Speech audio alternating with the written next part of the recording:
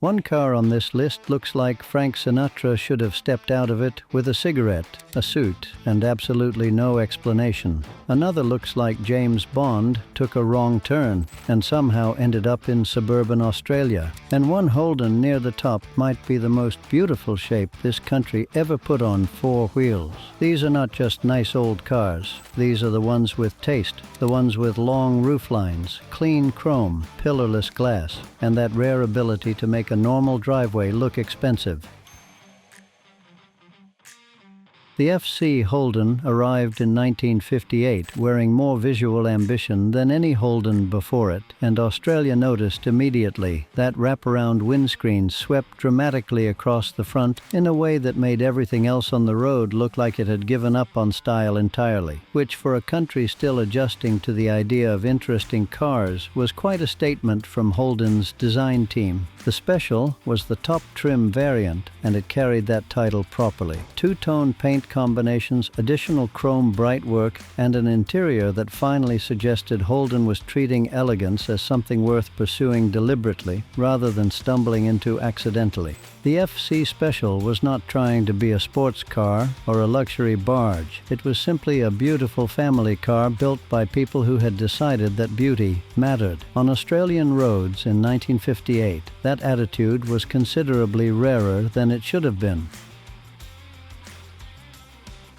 Chrysler Australia had been building Valiants since 1962, and by the time the AP5 Regal arrived in 1963, they had clearly worked out what elegance looked like in an Australian context. The Regal sat at the top of the AP5 range, and Chrysler dressed it accordingly. It had American-influenced lines, generous chrome trim, and a cabin that made comparable Holdens and Falcons of the era feel like they were still working through the brief. Under the bonnet, the 225 cubic inch Slant 6 was exactly the kind of engine that rewarded smooth, composed driving rather than aggressive acceleration, which suited the Regal's character perfectly.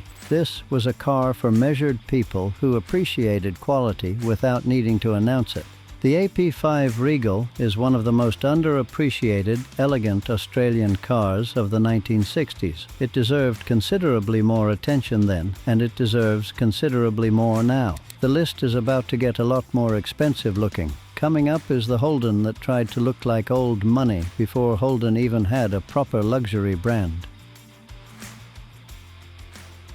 Before the Statesman arrived to formally claim the Holden luxury crown, there was the HK Brougham, and it made a very convincing case for its own significance. Launched in 1968 as Holden's most prestigious sedan, the Brougham took the already handsome HK body and elevated it with additional luxury fittings, improved interior trim, and a level of refinement that placed it clearly above everything else in the showroom. About the engine, options ranged from the 186 cubic inch 6 through to the 307 cubic inch Chevrolet V8, giving buyers genuine flexibility depending on how enthusiastically they planned to merge onto the highway.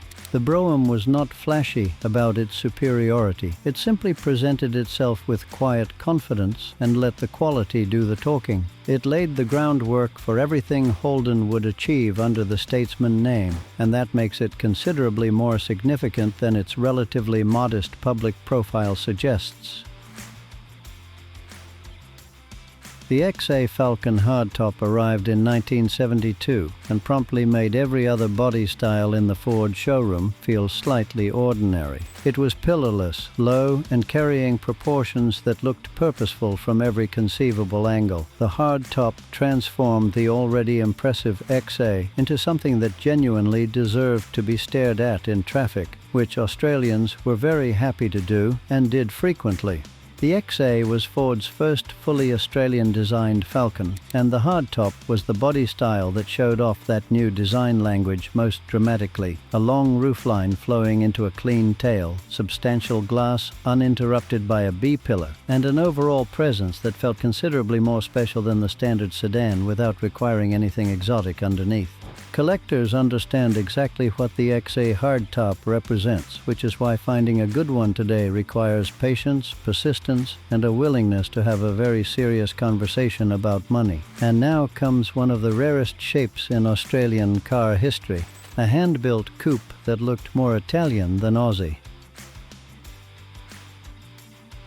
The Bolwell Nagari is the car that proves Australia was perfectly capable of building a genuine sports coupe without any assistance from Europe, and it makes that point with considerable force.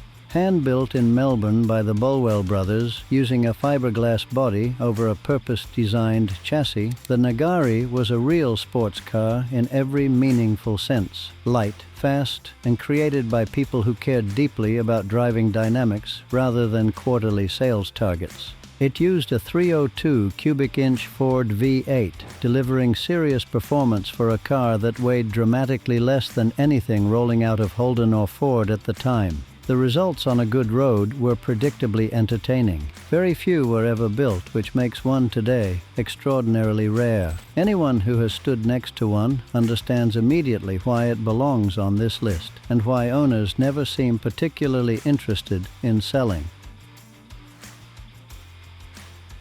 The WB Statesman Caprice arrived in 1980 as the last true expression of the great Australian luxury car formula, and it wore that status magnificently. It was enormous, V8 powered, and built on the philosophy that comfort was not a feature to be optioned, but a purpose to be designed around. The WB Caprice made the road feel like a formality rather than a challenge.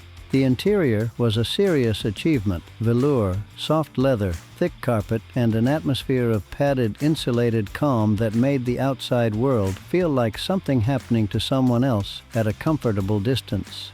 Holden's engineers had refined this formula across multiple generations, and the WB was the polished result of all that accumulated knowledge. It remains the finest large Australian luxury car of its era, and driving one today feels less like transport and considerably more like an event conducted at a very civilized pace. But the next one is where Ford stopped building normal Falcons and accidentally created one of the classiest early hardtops in the country. In 1964, the XM Falcon hardtop was doing something genuinely remarkable for Australian motoring, making the family car aspire to something beyond mere transportation.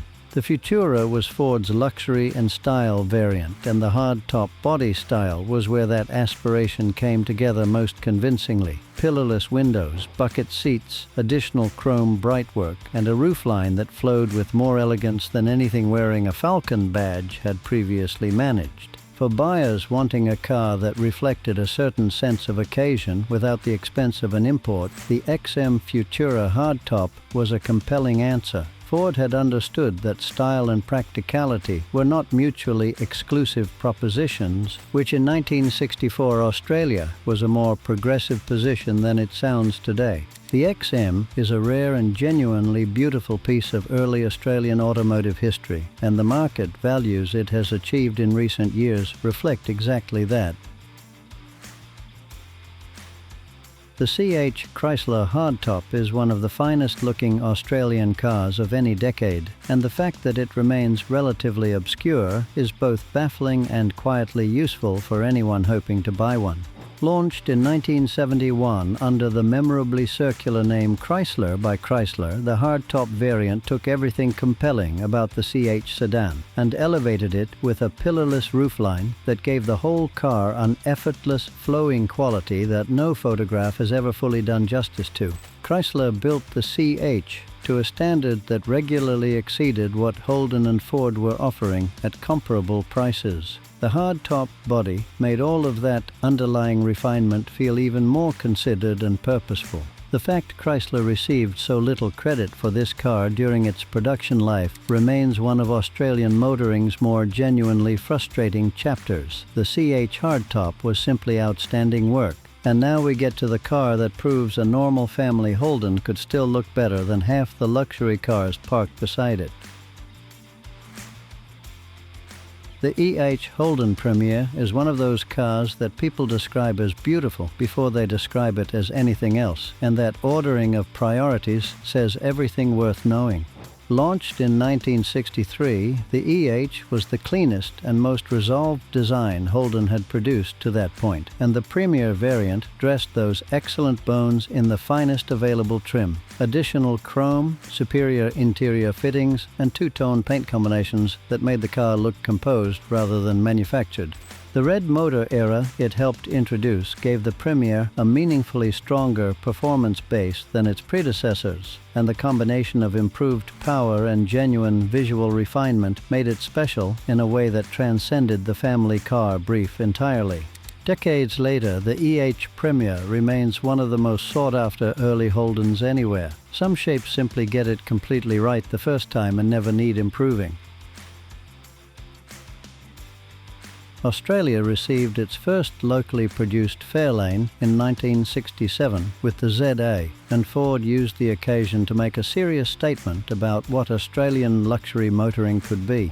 Based on the XA Falcon platform but stretched considerably and dressed with a level of care that temporarily made the Falcon feel like the supporting act, the ZA Fairlane 500 was a large, beautifully proportioned car that projected quiet authority from every angle without raising its voice once. The interior quality was a genuine step above anything Ford had offered in Australia before, with proper attention paid to materials, fittings, and the overall impression of sitting somewhere genuinely worth sitting. Rear seat passengers in particular had very little to complain about, which was precisely the intention. This Fairlane established a nameplate that would carry Australian luxury motoring for the next 3 decades. First impressions matter enormously, and the ZA made an exceptional one.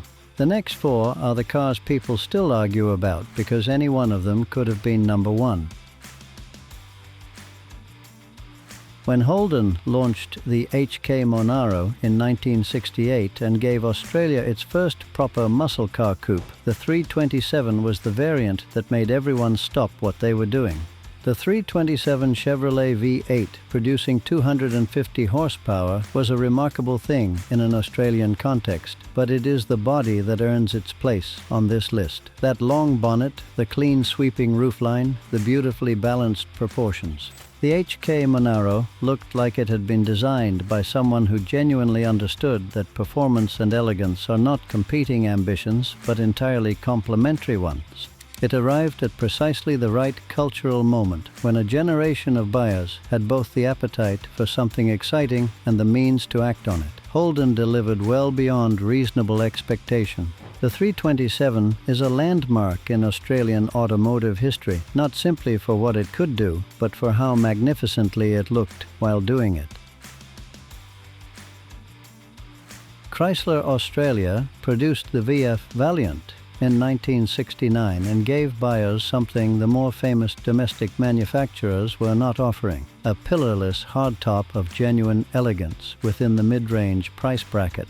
The Regal 770 was the prestige variant, and the hardtop body style was where Chrysler's designers really had their moment. Clean flanks, a sweeping roofline, and that uninterrupted glass greenhouse that only a properly executed pillarless hardtop can deliver. Under the bonnet, the 225 cubic inch slant 6 was a refined and willing engine, entirely in keeping with the Regal's composed character. This was not a car trying to intimidate anyone. It was a car trying to impress them, and it did so with impressive consistency across the range. The VF Regal 770 hardtop is one of the most visually accomplished Australian cars of the decade, and the people who recognized that early have been quietly and correctly smug about it ever since.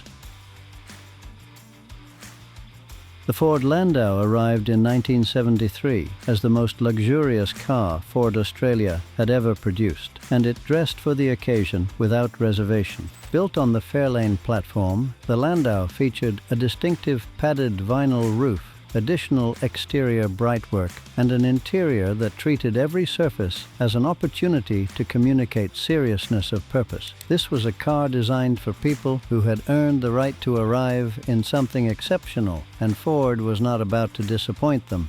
The 302 V8 provided smooth, unhurried power, entirely appropriate for a car of this character, and the ride quality was calibrated for composure rather than urgency, which is exactly what Landau buyers were after. Very few Australians owned one, which was rather the point. Ford understood that genuine exclusivity requires some restraint on the production line and considerable generosity on the specifications sheet, and the Landau delivered both. There is a version of the Australian car story where the HQ Monaro coupe is simply the most beautiful thing to emerge from any local factory across the entire post-war era, and that version is very difficult to argue against. Launched in 1971 on the magnificent HQ platform, it combined a genuinely superb body with V8 power and the kind of road presence that made every car park feel like an event the moment it arrived. The shape is simply correct in a way that cannot be fully explained and does not need to be. Long, low, perfectly proportioned, and detailed with the confidence of designers who knew they had something exceptional and refused to compromise it with unnecessary ornamentation. Restraint and drama occupying the same body at the same time is a rare achievement. Number one was never in doubt. Some cars transcend the category they were built for entirely, and this is unquestionably one of them. Which one do you think deserves the number one? Have I missed any car that definitely deserves to be on this list? If you enjoyed watching this video, give it a like and subscribe. Thank you for watching, and goodbye.